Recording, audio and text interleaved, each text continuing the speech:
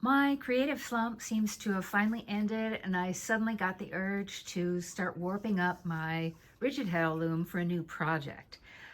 I want to show you what my setup looks like right now. In case you've never direct warped a rigid heddle loom, it is so fun and fast and simple I can hardly understand it myself.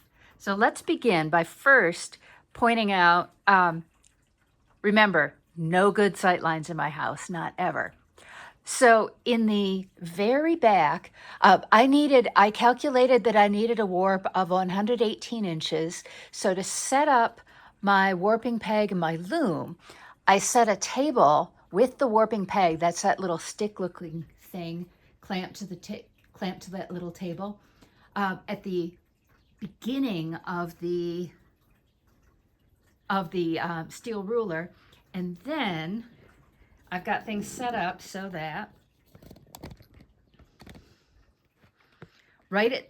roughly at the 118-inch mark is the apron bar at the back of my 25-inch flip rigid heddle loom.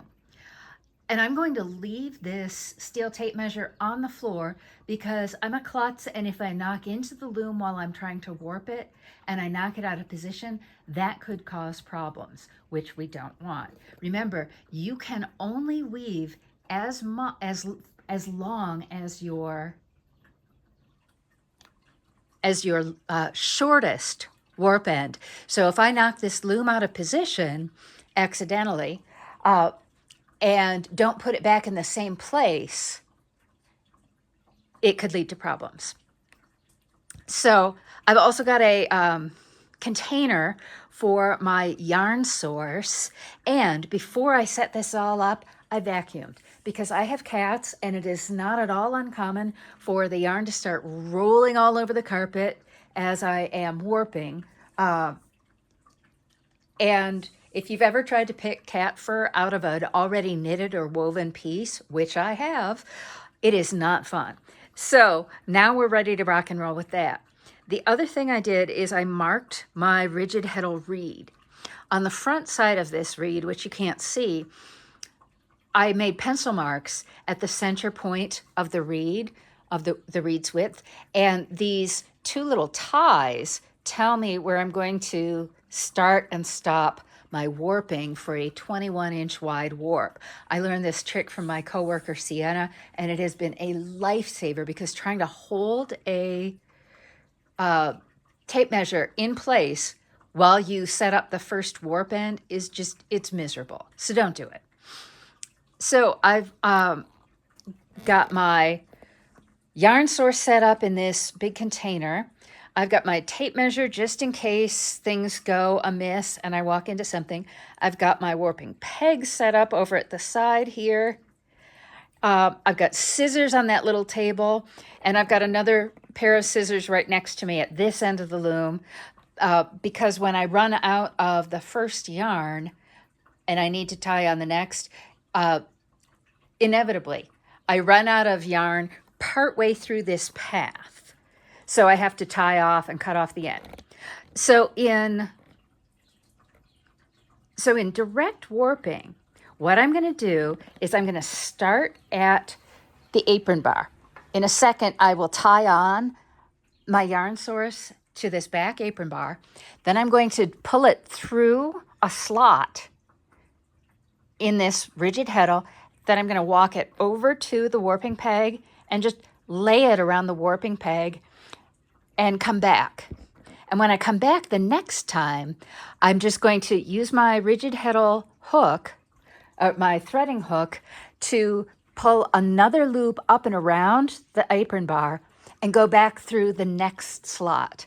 So when I'm done with the rigid heddle, with the direct warping, all the slots needed for my project will be full with two ends of yarn, and none of the holes will be full.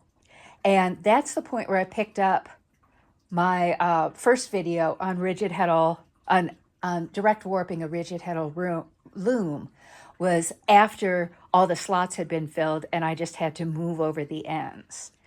So that is going to be my plan here.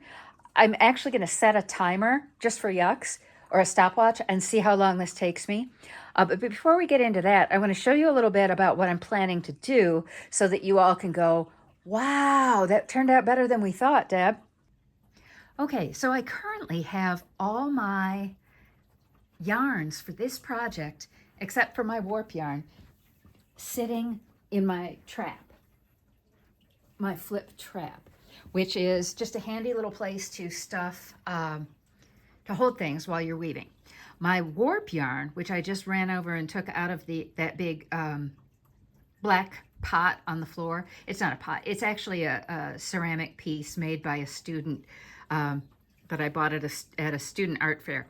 My warp yarn is going to be a commercial yarn, JoJo Land Remembrance, and I bought 2 skeins of it when I bought it, which is about 750 yards.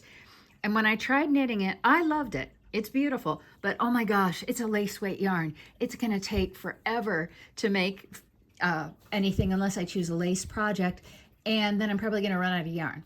So when I set this yarn aside after knitting from it, I thought, okay, someday something will happen.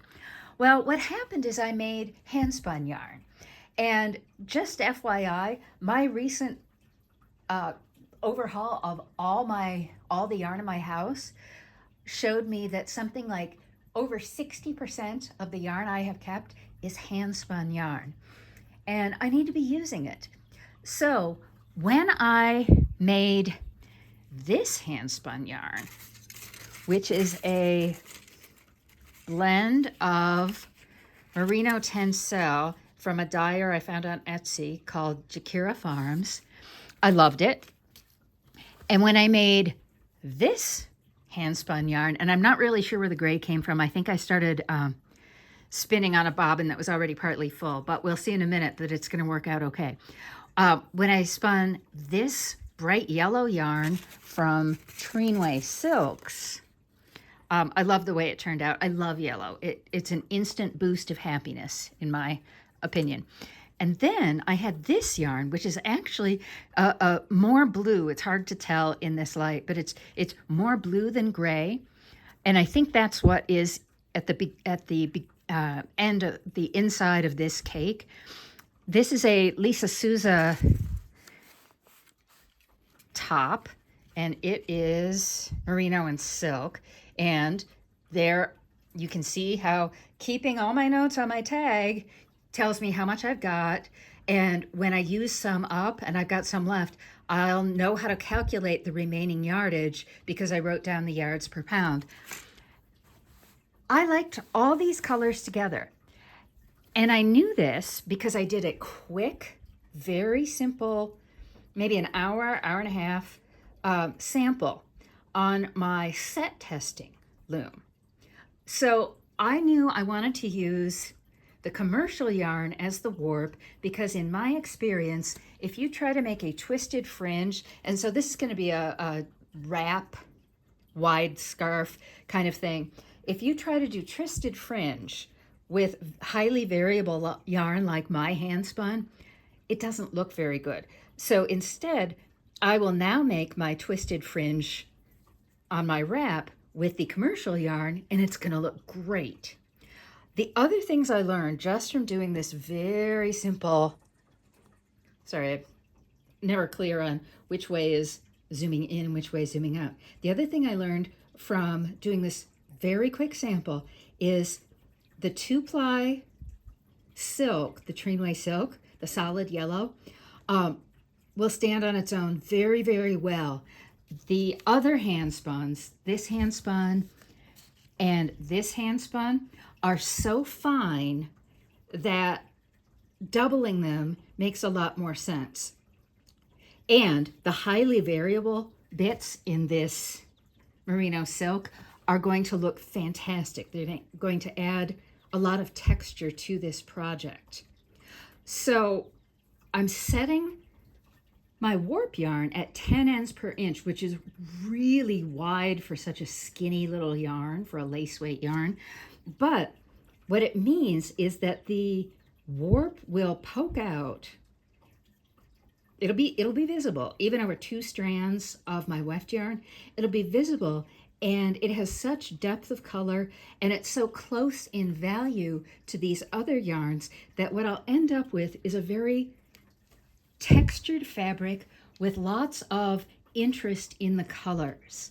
So this merino silk shading from blue to white frequently is going to look great. The same with this Jakira Farms merino tencel. It's just going to look stunning. And then there'll be these blips of mostly solid color coming from the silk. So this is going to be just amazing, I hope. And the easy way to get around how many strands, how do I deal with this very skinny yarn? Instead of turning it into a 2-ply yarn, which I could do very easily, I'm going to do a clasped weft kind of effect. And my goal is that as you look down the length of the scarf, that coming from one side will be a sort of curving pattern in one set of colors that interlocks with another curving pattern from the other side.